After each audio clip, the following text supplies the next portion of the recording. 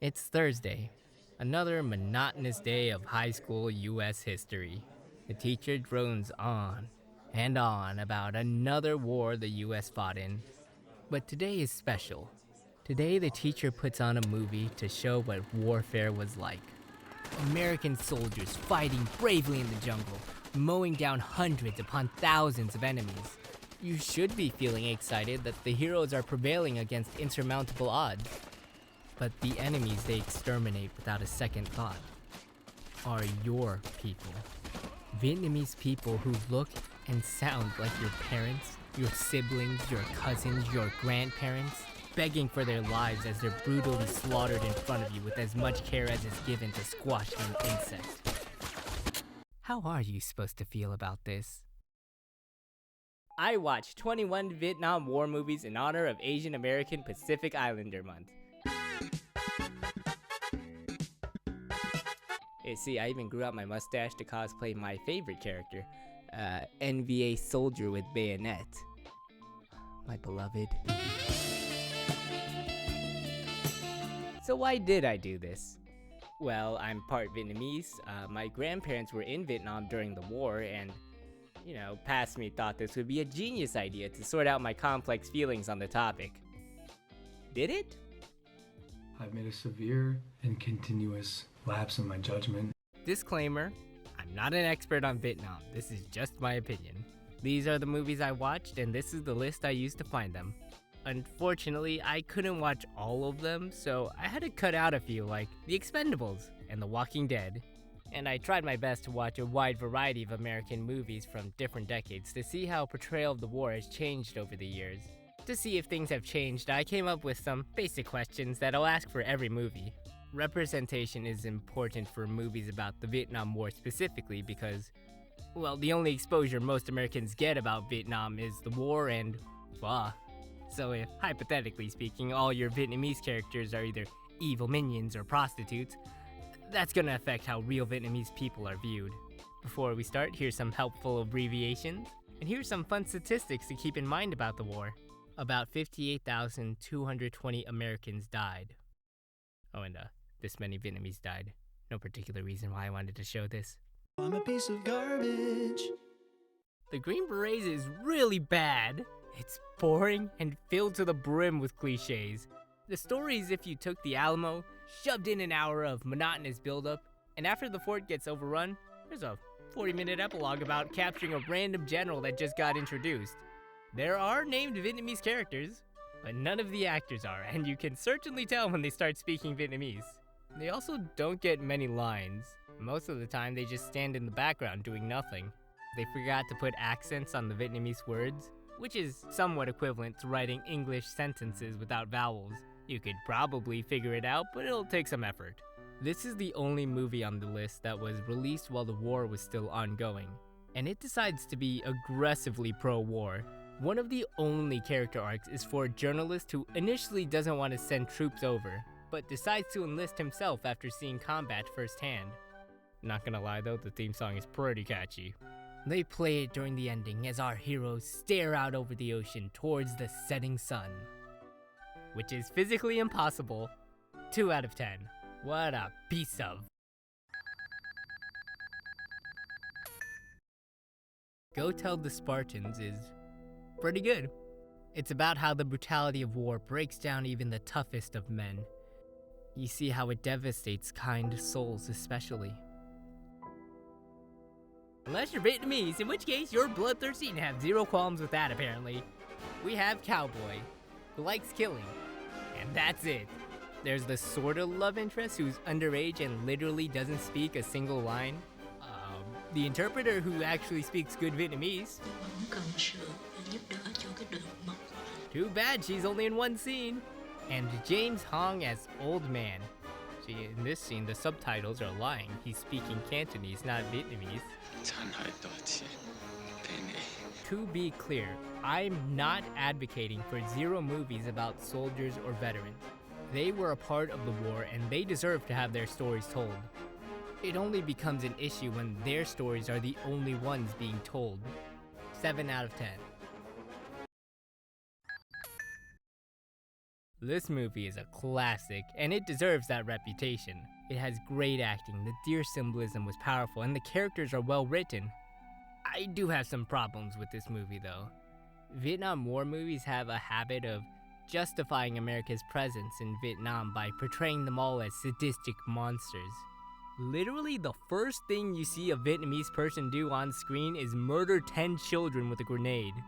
Then there's the famous Russian roulette scenes. While well made, historically never happened in Vietnam. Oh yeah, when Steven is screaming for Michael when he's trapped, all I could think of was Michael! 8.5 out of 10. I watched the Redux version, which is over 3 hours long. And by the 2-hour mark, I was bored to tears. I like the Flight of the Valkyrie scene, which was haunting in how it showed soldiers viewing murdering civilians like a fun afternoon distraction. The lighting and surrealism made for some neat scenes, like when there's a battle where you see gunfire and explosions going off everywhere in the background. But the scene is eerily devoid of sound effects.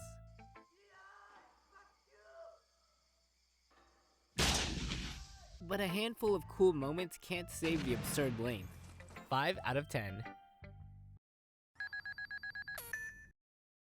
Missing in action. It's fine. It's just fine. Got some good action. The story is Chuck Norris goes back to Vietnam to save some MIAs. This is another somewhat common trope with Vietnam War movies. The hero goes back to Vietnam to retroactively gain a victory for America. This movie also does the Asians are sadistic trope. General Vin tortures and executes prisoners randomly, and he indiscriminately kills civilians to get to Chuck Norris. There's even a scene where they show a different general, hi James Hong, sleeping with pink sheets and veils to show how unmasculine the enemy is, especially when compared to our American bad. The enemy is inhumanly cruel, while simultaneously posing zero threat. The only other noteworthy things are this funny sound effect, and one henchman uses a butterfly knife, and he does the double rollout, which is literally the first move you learn. Even I could do that.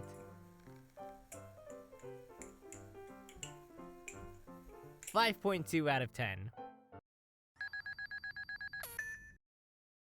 After 6 movies, we finally have one that focuses on Vietnamese people and their struggles against racism in Texas after the war. Is what I would say, if their story wasn't the subplot. Nah.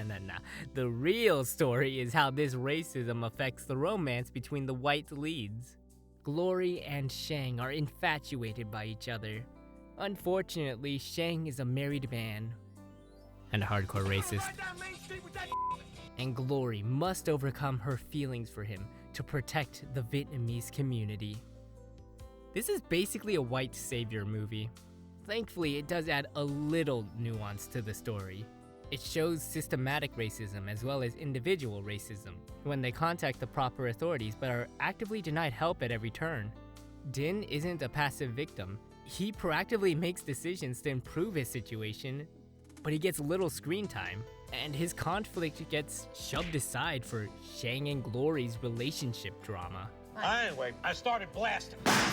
It is interesting how they portray racism during the early 80s, and it makes me glad that we as a society have grown past that point in our history.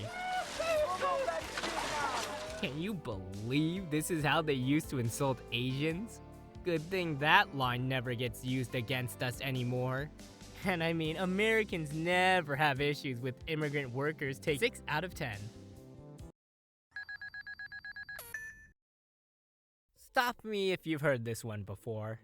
A new soldier excited to serve his country, only to experience the horrors of war firsthand on the battlefield.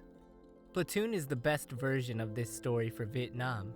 The pacing is perfect, the themes are powerful, and the performances are spectacular, especially from Willem Dafoe, who shows up in more Vietnam War movies than you would probably expect. In fact, you'll notice a lot of recurring actors in Vietnam War movies. It's a weird trend. The only thing that bothers me is that Again, Vietnamese people are used as props for American character development. After the platoon, war crimes in Innocent Village, the focus is solely placed on how the atrocities committed haunt the soldiers in the platoon, not the innocent villagers who the atrocities were committed against. Out of all of the movies I saw for this video, Platoon is definitely my favorite. 9 out of 10.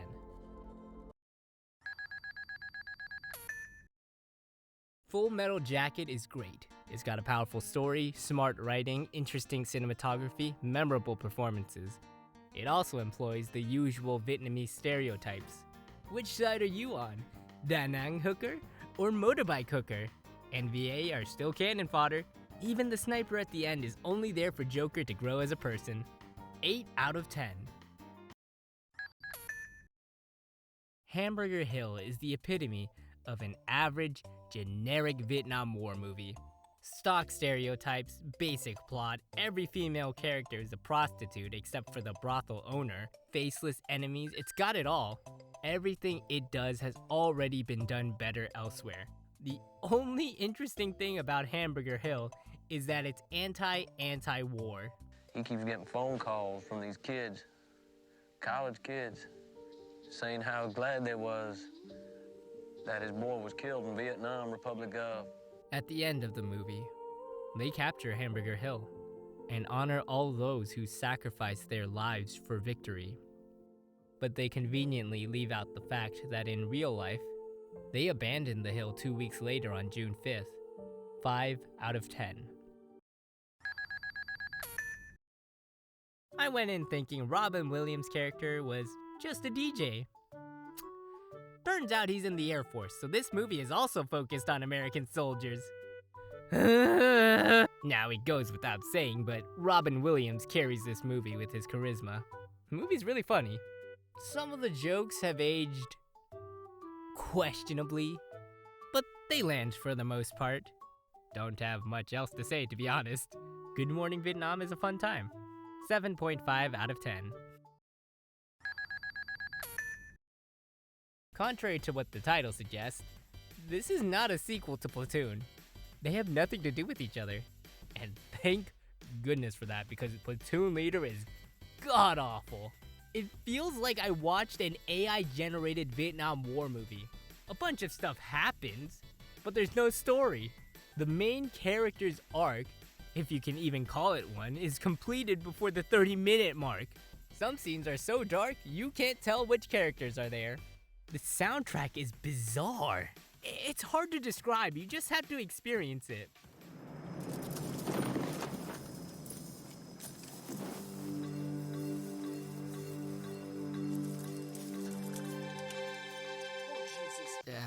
What else is there? This shot coming from up out of the water was kinda cool. 1.5 out of 10.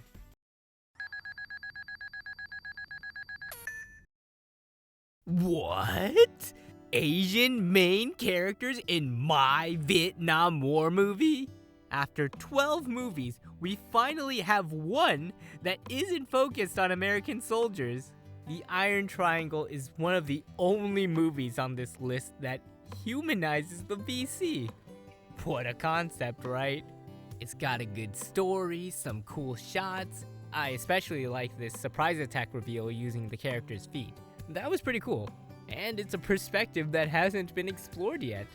It's not without its flaws, but it's a fun movie. It gets points for being different. 7.5 out of 10. Content warning. Casualties of War is about sexual assault. This story is about a platoon of soldiers kidnapping a random Vietnamese girl and the tribulations that Erickson goes through to get justice for Owen after his platoon exterminates the evidence. All the performances are strong, which makes this movie really hard to watch. My hot take is that Owen isn't really a character. She's a plot device. We don't learn anything about her. Her only purpose in the story is to inspire Erickson to take a stand against a complacent system. Casualties of War is a powerful movie, but I never want to see it again. 7.3 out of 10. This movie's good.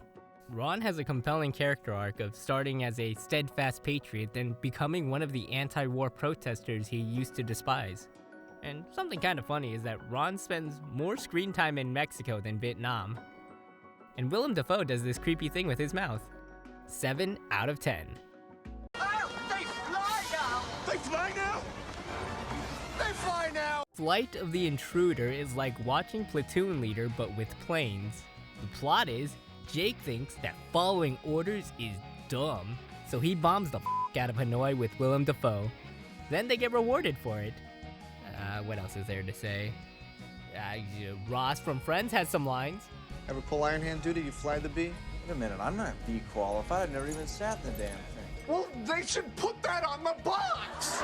2.8 out of 10. Only took 25 years, but at long last, we have an average person's perspective of the war. Woo! Let's freaking go! Laylee's an interesting character, and the ending to her story was sweet and satisfying. Heaven and Earth's one major flaw is also one of its greatest strengths, which is the overuse of suffering.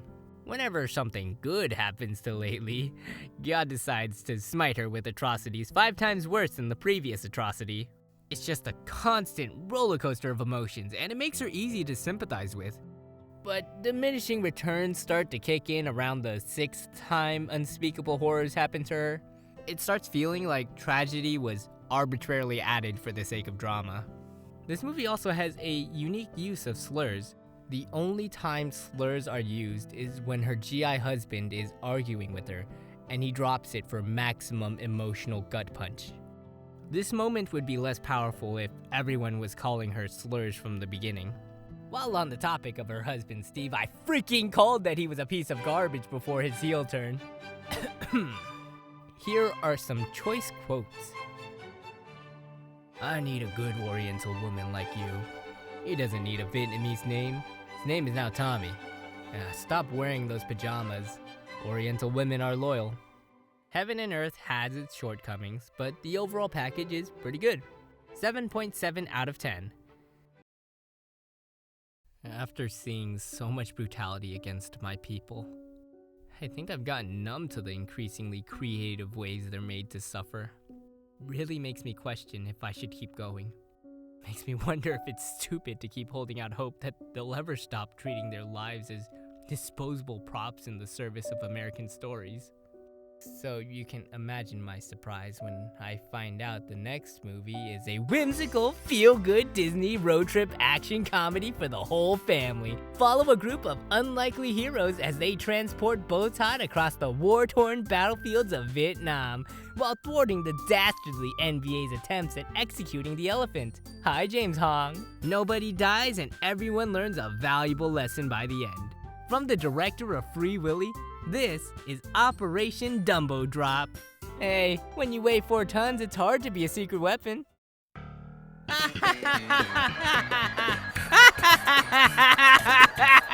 Yes, this is a Disney movie. It's on Disney Plus. This movie is watchable. On a technical level, it's not that bad. But it's like if they made a Full House spin-off inspired by the true story of Anne Frank called Fuller Annex. You probably shouldn't do that. If it wasn't about the Vietnam War, I would probably give this like a 6.5 out of 10. But for some reason, it isn't. So it gets a 1 out of 10. I'm managing. I'm fine. I'm fine. Green Dragon is a breath of fresh air after watching so many movies that look and feel the same. Coincidentally, this is the only movie on the list with a Vietnamese director. After losing everything to the war, the refugees of Camp Pendleton must rebuild their lives. And this time, it's actually about the struggles of the refugees and not set dressing for a romance between white characters. 90% of the dialogue is in Vietnamese, and it stars a majority Vietnamese cast. Which you would never guess because the poster shows the only 2 non-Vietnamese characters. It does have its fair share of problems. The pacing is rough in certain places, there's too many characters which leads to some of them being underdeveloped. And including a section where they talk about how perfect America is felt very propaganda-y. But I can ignore these problems because of how solid the story is. Plus, it's one of the few movies that puts the spotlight on the stories of Vietnamese people. 8.3 out of 10.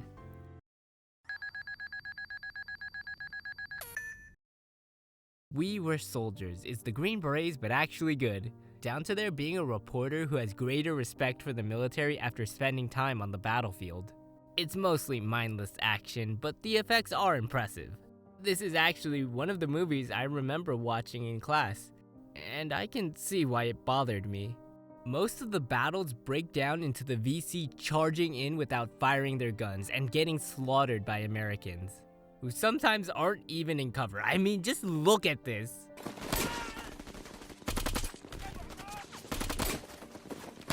From the beginning, We Were Soldiers sets out to pay tribute and humanize both sides of the conflict.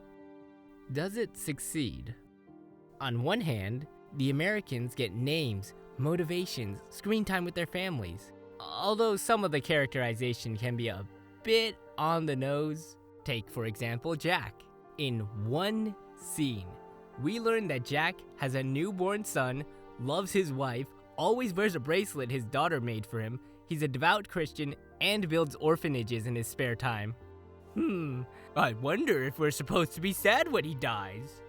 On the other hand, the NVA gets less than the bare minimum.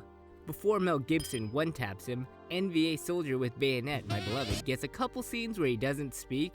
He carries around a picture of his wife, girlfriend, sister, it's not really clear who she is, who we do get to see for a few seconds during the ending montage. There's also the NVA commander, who has some compelling characterization, and he even has a name. Kinda. You see, his name is never actually said out loud. You're supposed to learn the name when Mel Gibson reads the French book. The caption under one of the pictures in the book is the commander's name. Maybe I'm stupid, but I wasn't able to make that connection while watching. This movie also has a strange fascination with suggesting that the military wasn't racist during the 1950s, which is difficult to believe. An entire speech is dedicated to how race doesn't matter on the battlefield, which would make sense if you ignore the fact that the only people they end up killing are Vietnamese. One of the military wives somehow doesn't know what whites only means. Didn't make any sense to me either, but I'm telling you, they have a big sign right in the window says whites only. What? Honey, they mean white people only. And all these women unanimously agree that racism is bad. In the 1950s. I wouldn't be bringing this up if they didn't make such a big deal out of it. 6.5 out of 10.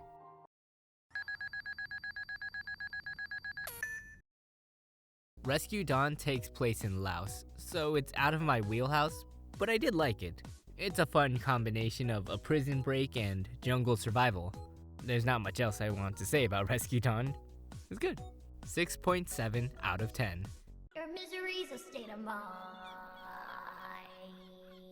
At last, we have reached the final and most recent Vietnam War movie.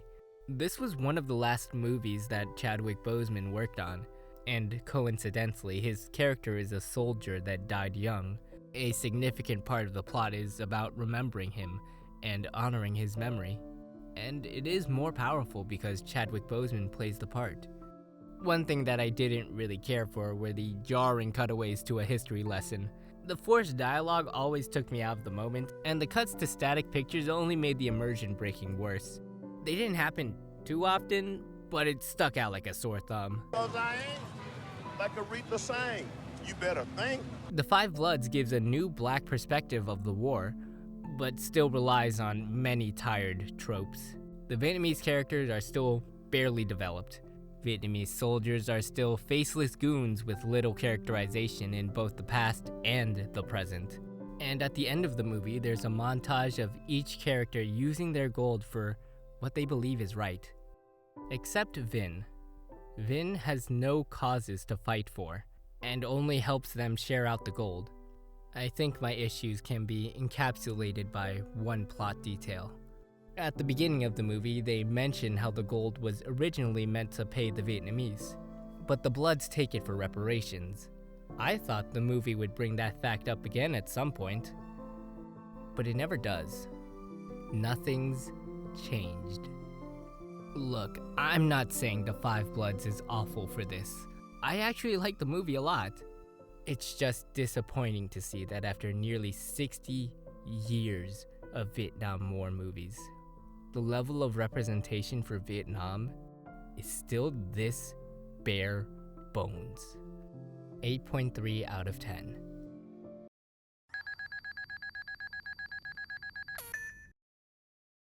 As we begin to wrap things up, let's take a look at the total stats for each question. 18 were focused on American soldiers or veterans. 12 had named Vietnamese characters, and in 3 of those 12 movies, none of those actors were Vietnamese. Additionally, only 3 had Vietnamese main characters. 10 had female Vietnamese prostitutes or love interests. In 14, Vietnamese soldiers could be replaced by the Shatari with minimal impact to the story. 14 out of 21 showed different locations in Vietnam, and I was very generous with what counted as not a jungle or not an army base. 19 had passable Vietnamese, which was the most surprising to me. 14 were anti-war, 3 were pro-war, and 4 had no stance. Or I couldn't figure it out. 14 used slurs. And here's the score distribution. So, what have I learned from this experience? If I went in knowing nothing about Vietnam, I would come out believing the Vietnam War wasn't really about Vietnam. I would believe it was a battle for the soul of America. We did not fight the enemy. We fought ourselves. And the enemy was in us. That all Vietnamese are either nameless combatants, which ranges from primitive savage to a faceless ghost, a sidekick, an exotic object of desire, a victim, or if they're lucky, they get to be a human being. Most Vietnam War movies are essentially the same, no matter which you choose. And I went out of my way looking for ones that were different, and it doesn't make sense why there's so little variety. This was a Vietnam Civil War, a battle of ideologies, brother against brother, the culmination of hundreds of years of history. There are so many stories that could be told from this setup. It's depressing to realize that after bearing witness to this vast ocean of possibilities, American filmmakers all settled for the same puddle. When they eventually release a new Vietnam War movie sometime in the future, I don't expect it to be anything different. It'll more than likely rely on all the tropes that I've come to expect. Nothing's going to change, and nothing will change until Vietnamese people are no longer viewed as minor players in their own war.